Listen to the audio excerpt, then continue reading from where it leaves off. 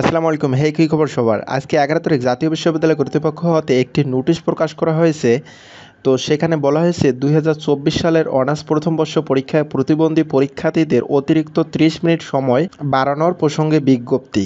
তো আমরা যদি নোটিশটি এখানে ওপেন করি তাহলে দেখতে পারবো এখানে লেখা আছে, সংশ্লিষ্ট সকলের অবগতির জন্য জানানো যাচ্ছে যে 2024 সালের অনার্স প্রথম বর্ষ পরীক্ষায় অংশগ্রহণকারী পরীক্ষার্থীদের মধ্যে প্রতিবন্ধী অটিস্টিক পরীক্ষার্থী থাকলে নিম্ন বর্ণিত সময়ের থেকে 30 মিনিট অতিরিক্ত সময় বেশি দেওয়া হবে।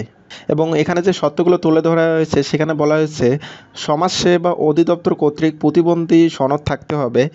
এবং 2 নম্বরে বলা হয়েছে পরীক্ষা শুরুর কমপক্ষে 2 কর্মদিবস আগে অধ্যক্ষ ভারপ্রাপ্ত কর্মকর্তা প্রতিবন্ধী পরীক্ষার্থীদের জন্য প্রবেশপত্রের কপি এবং প্রতিবন্ধী সনদের কপি পরীক্ষা নিয়ন্ত্রক সংশ্লিষ্ট অতিরিক্ত পরীক্ষা নিয়ন্ত্রক বরাবরের কাছে প্রেরণ করতে হবে।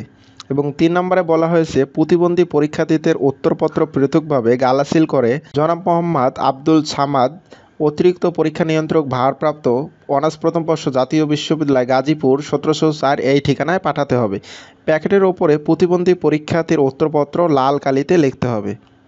অর্থাৎ এখানে যে প্যাকেটটি করা হবে ওই পরীক্ষার্থীর সব ডকুমেন্ট নিয়ে সেটার ওপরে লাল কালি দিয়ে লিখতে হবে প্রতিবন্ধী পরীক্ষার্থীর উত্তরপত্র। তো আপনারা বুঝতে পারলেন, যারা প্রতিবন্ধী শিক্ষার্থী রয়েছে তাদের নির্ধারিত পরীক্ষার সময়ের থেকে আরও 30 মিনিট বাড়িয়ে দেওয়া হবে। তো অনেক প্রতিবন্ধী আছে যাদের জন্য এই সিস্টেমটি চালু করা হয়েছে জাতীয় বিশ্ববিদ্যালয় কর্তৃপক্ষ থেকে। তো আশা করি আপনি যদি প্রতিবন্ধী না হয়ে থাকেন তাহলে আপনার প্রতিবন্ধী বন্ধুদেরকে এই নিউজটি জানিয়ে দেবেন।